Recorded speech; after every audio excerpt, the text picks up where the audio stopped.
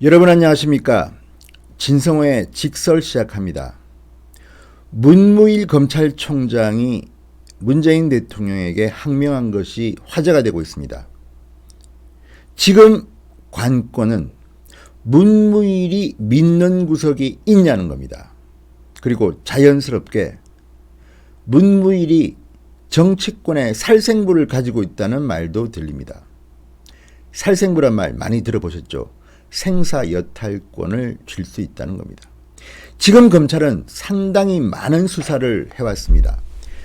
문재인 청와대와 관련된 인사들, 정부의 고위 관료들, 그리고 최근에는 무더기로 국회의원들이 지금 검찰의 피의자로 불려오게 생겼습니다. 이런 가운데 문무일의 항명은 정치권을 소용돌이치게 하고 있습니다.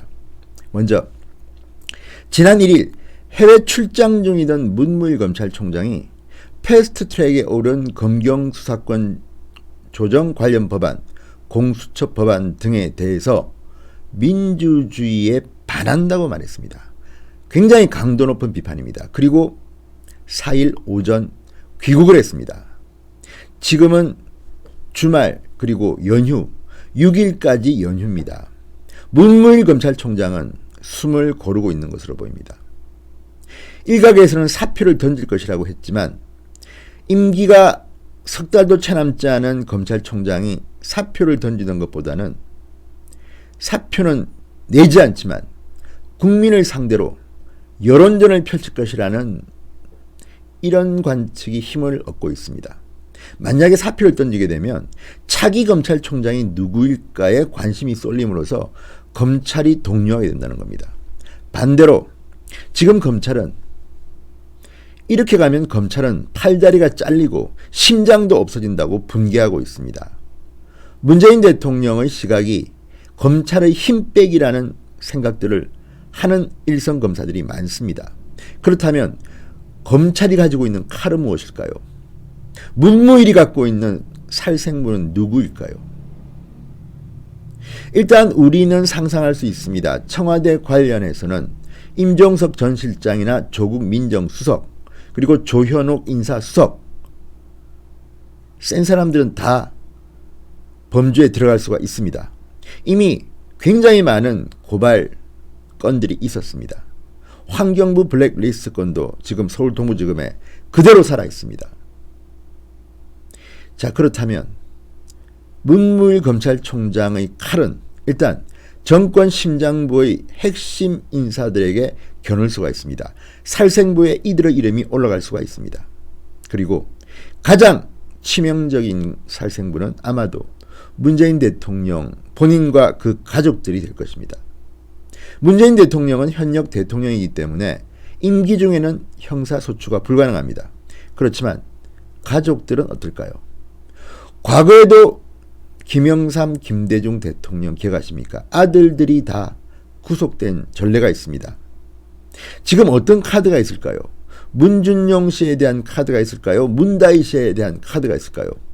알 수 없는 일입니다. 그런데 또 하나 언론들이 보도하고 있는 것은 국회의원 카드입니다. 지난 패스트트랙 통과를 앞두고 국회에서는 엄청난 몸싸움이 있었습니다. 그리고 고소고발이 급증했습니다. 민주당과 정의당은 자유한국당 의원 수십 명을 국회법, 형법 등 여러 가지 혐의로 고발했습니다. 한국당은 민주당과 정의당 수십 명 의원을 역시 고발했습니다. 이해찬 대표 같은 경우는요, 도둑놈들이라고 이야기했다가 또 고발당했습니다. 홍영표 원내대표, 이해찬 대표, 나경원 원내대표, 황교안 대표는 빠졌지만 어쨌든 국회의원이 각 정당에서 특히 민주당과 한국당은 수십 명이 지금 고발당한 상태입니다. 물론 과거 관습법대로 한다면 이들은 굉장히 강한 처벌을 받을 것 같지는 않습니다. 그렇지만 만약에 검찰이 법대로 하자, 그렇게 되면 알 수 없는 일들이 벌어질 수 있습니다. 그래서 정치권에서는 이거 뭐 거의 뭐 이 공이 어디로 튈지 모를 정도로 패가 문무일에게는 많을지도 모른다 이런 이야기가 나옵니다. 검찰개혁을 주장하는 정부 여당이 역설적으로 검찰에 너무 많은 레버리지를 넘겨줬다. 지금은 정치권에 대한 검찰의 영향력이 강한 시점이라 여권이 무작정 검찰을 찍어 누르기는 부담스러울 것이다. 이런 말들이 나오고 있습니다. 여야가 대규모로 고발전을 펼쳤기 때문에 검찰 입장에서는 패가 잔뜩 쌓여 있다는 겁니다. 그래서 문무일의 살생부에는 누가 이름을 올릴까 궁금해하는, 그래서 정치권은 지금 술렁대고 있는 게 사실입니다. 우리는 모르지만 손혜원 의원 의혹 같은 경우 이미 검찰은 압수수색도 여러 번 했고 뭔가 많은 단서를 찾아냈을지도 모릅니다. 여기에 김태우 전 수사관과 신재민 전 사무관이 고소고발한 사건들은 지금 무혐의 처리됐지만 또 모릅니다. 검찰이 한번 제대로 하자 그러면 요즘 10년 전 사건도 소환하는 형편이니까요. 그리고 또 하나 2005년 노무현 정권 때 사개추위가 형사소송법 개정을 추진하다가 평검사들의 강한 반발로 해서 실패한 적이 있습니다. 항명사태가 일어났습니다. 지금과 비슷합니다. 그때도 검경수사권 조정, 검찰개혁 주제가 비슷했는데요. 그때 평검사들이 반발이 이어지자 청와대와 검찰의 대결 구도가 이루어졌습니다. 결국 검찰의 집단 반발에 청와대는 백기를 들었습니다. 그때 민정수석이 여러분이 잘 아시는 인물입니다. 문재인 대통령입니다. 그리고 그 당시에 이 조국 민정수석은 수사권 조정 자문위원회 위원으로, 박상기 현재 법무부 장관은 사개추위 위원으로 참여한 경험도 있습니다. 그래서인지 문재인 대통령은 검찰개혁, 검찰을 손보려고 하는 것 같습니다. 2005년에 노무현 전 대통령은 실패했습니다. 문재인 대통령은 성공할 수 있을까요? 물론 성공할 수도 있겠죠. 그렇지만 지금 공수처법 같은 경우는 너무나도 문제가 많은 법이라는 여론들이 형성되고 있습니다. 그리고 무엇보다도 검사들이 쥐고 있는 패, 문무일이 갖고 있을지도 모르는 살생부 때문에 이 작업이 만만치 않을 겁니다. 아마도 문무일 검찰총장은 대국민 여론전을 펼 겁니다. 사표를 내서 사건을 단순화하고 차기 검찰총장이 누구냐, 검찰 내부가 술렁이게 만들기보다는 사표를 내지 않고 검찰들과 함께 차근차근, 자, 우리가 이렇게 반발하는 이유는 국민들을 위한 것이다. 이게 그대로 통과되면 큰일 난다. 버밍썬 사례 이런 것들 다 모으고 있다고 합니다.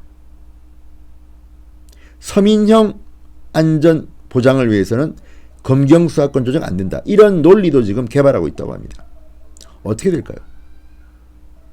이해찬, 홍영표, 나경원 다 지금 고발당한 상태입니다. 패가 쌓여 있습니다. 검찰이 어떻게 나올지 아마도 청와대와 정부 여권은 벌벌 떨고 있을지도 모릅니다.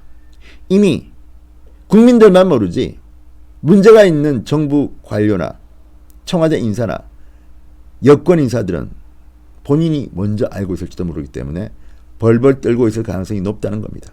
물론 깔끔하게 법대로 하자 이렇게 하면 국민들은 지켜보는 재미는 있을 겁니다. 모르겠습니다. 그동안 문무일 검찰총장과 지금의 검찰들이 대통령 취임 이후에 보여준, 문재인 대통령 취임 이후에 보여준 척필수사는 정말 참혹했습니다. 여기에 부역했던 검찰을 우리가 믿어도 될지도 모르겠습니다. 어쨌든 검찰은 간단한 조직이 아닙니다. 자기들의 권력을 지키기 위해서 반발을 잘합니다. 그런데 그 반발의 대상이 이제는 문재인 대통령이 되어버렸습니다. 그리고 여권이 되어버렸습니다. 자유한국당은 쏙 들어갔습니다. 패스트트랙에 올려진 법안들이 민주주의에 반한다고 문무일 검찰총장이 본인 입으로 말했습니다. 칼을 뺀 거는 사실입니다. 아무것도 자르지 않고 그냥 칼집에 넣어버린다면 문무일 검찰총장은 검찰 내에서 위신도 잃을 뿐더러 검찰을 떠나서도 존경받지 못할 겁니다.